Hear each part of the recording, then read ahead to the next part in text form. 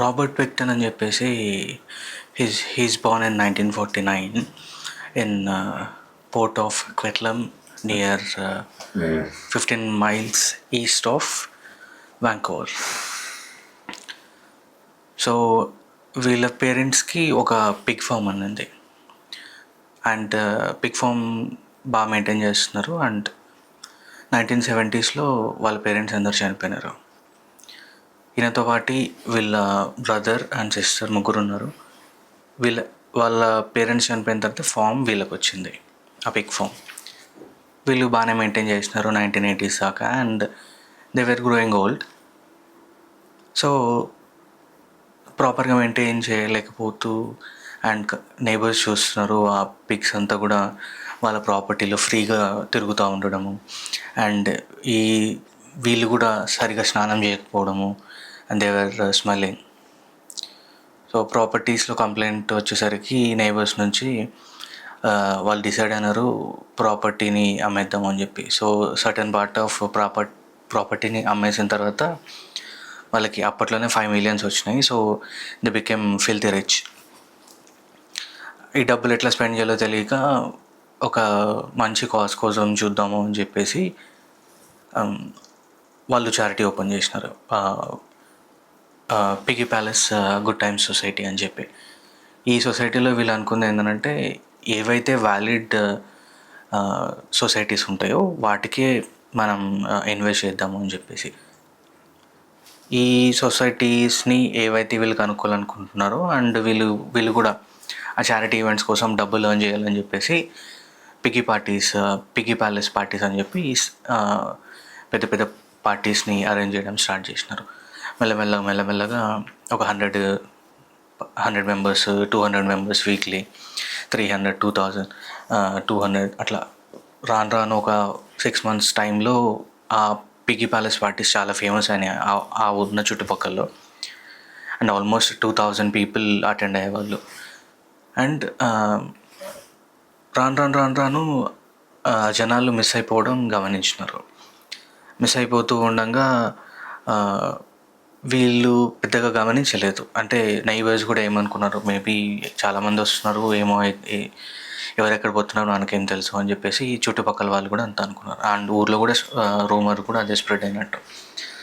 And down the line parties బాగా అవుతున్నాయి. అండ్ ఈ పార్టీస్లో వచ్చే వాళ్ళు ఎట్లనంటే బైకర్స్, చాలా rude people, bikers downtown Vancouver నుంచి అట్లా చిన్న చిన్న స్ట్రీట్స్ నుంచి వచ్చిన ప్రాస్టిట్యూట్స్, ఉమెన్ డబ్బుల కోసం, డ్రగ్స్ కోసం రావడం ఇట్లా.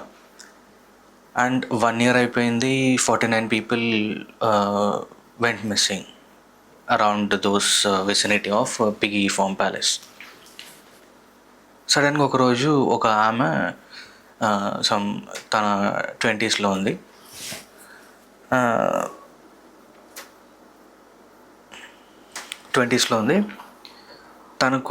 తను పక్కన నైబర్స్కి వెళ్ళి డోర్ నాక్ చేస్తూ ఉంది చాలా హార్డ్గా.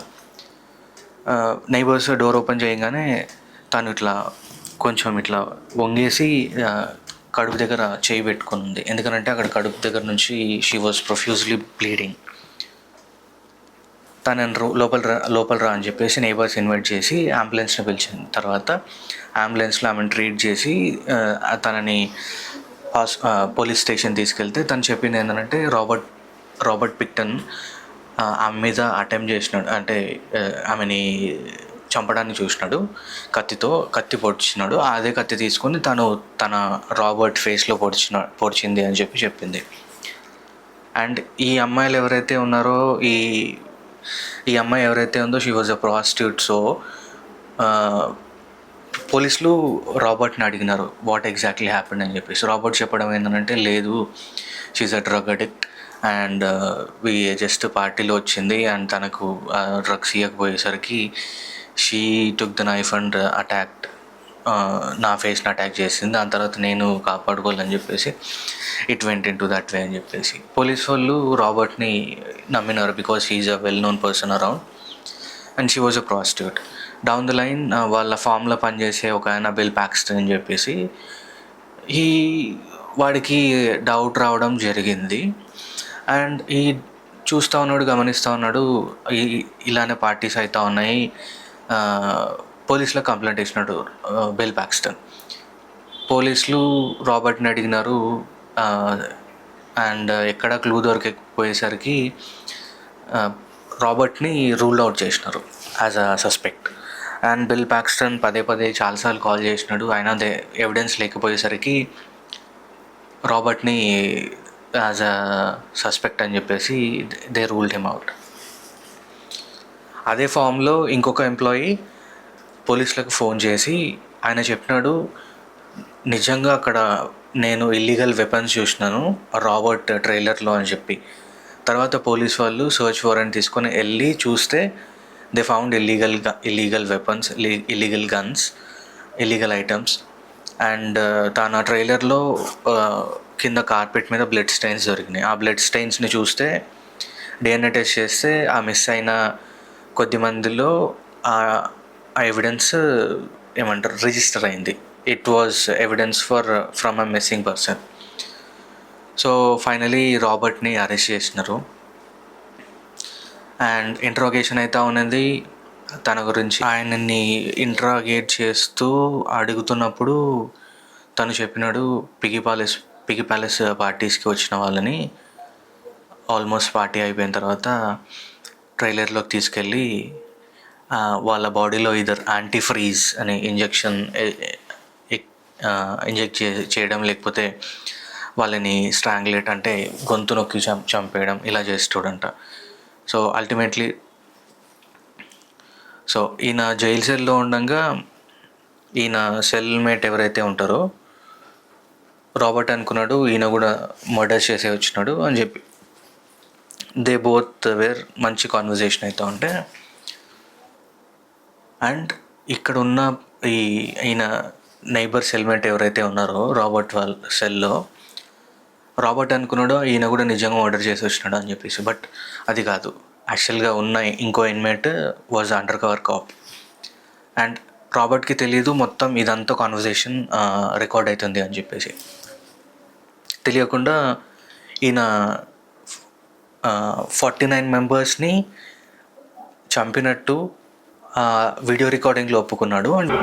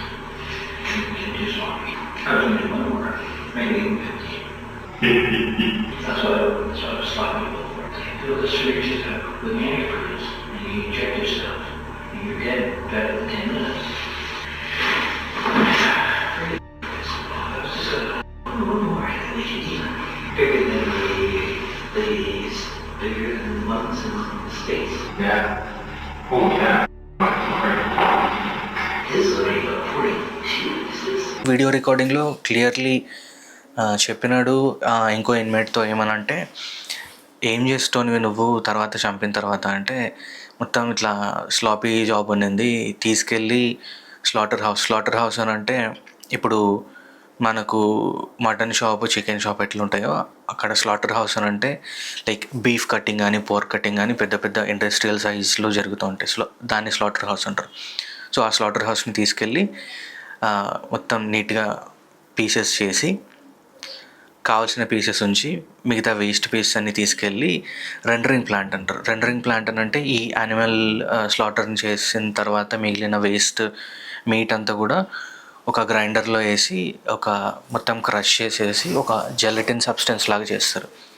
జెలటిన్ సబ్స్టెన్స్ అంటే నథింగ్ బట్ ఇప్పుడు మనము క్యాండీస్లో కానీ కాస్మెటిక్స్లో అన్నిట్లో యూజ్ చేస్తాం జెలటిన్ అనే material. It's a daily usable material.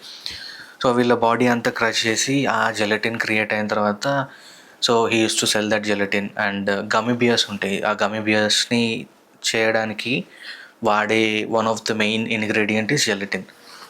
So అట్లా క్యాండీస్ నుంచి ఈ జెలటిన్ క్యాండీస్ నుంచి కాస్మెటిక్స్ చేయడానికి మొత్తానికి యూజ్ అవుతాయి.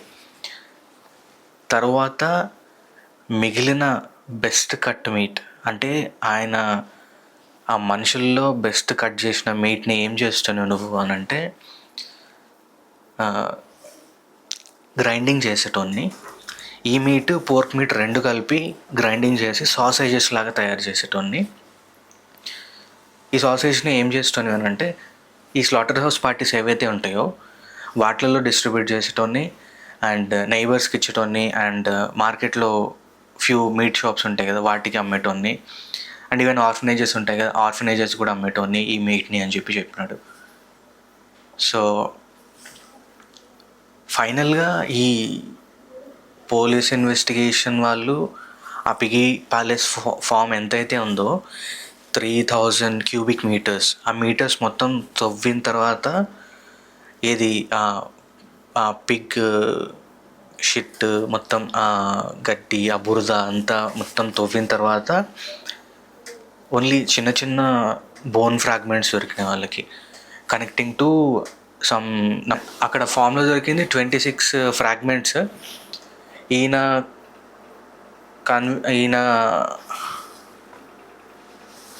Only 6 turned into convictions. So ఈయనకు ఓన్లీ 6కి ఈ సెంటెన్స్ పడింది, lifetime sentence. So still he's serving his lifetime sentence. And some 2018 somewhere around ఉన్న ఇన్మేట్స్ తన మీద అటాక్ చేస్తే he was severely injured and ఆ అటాక్కి కారణంగా ఆ ఇంజురీస్ కారణంగా he passed away. So that's a gruesome story for you guys today. నచ్చినట్టయితే like, share and subscribe. If you really like it, share it and do like it. If you do this, reach will be more and it will be more interesting for me to get interesting stories for you daily. Thanks guys.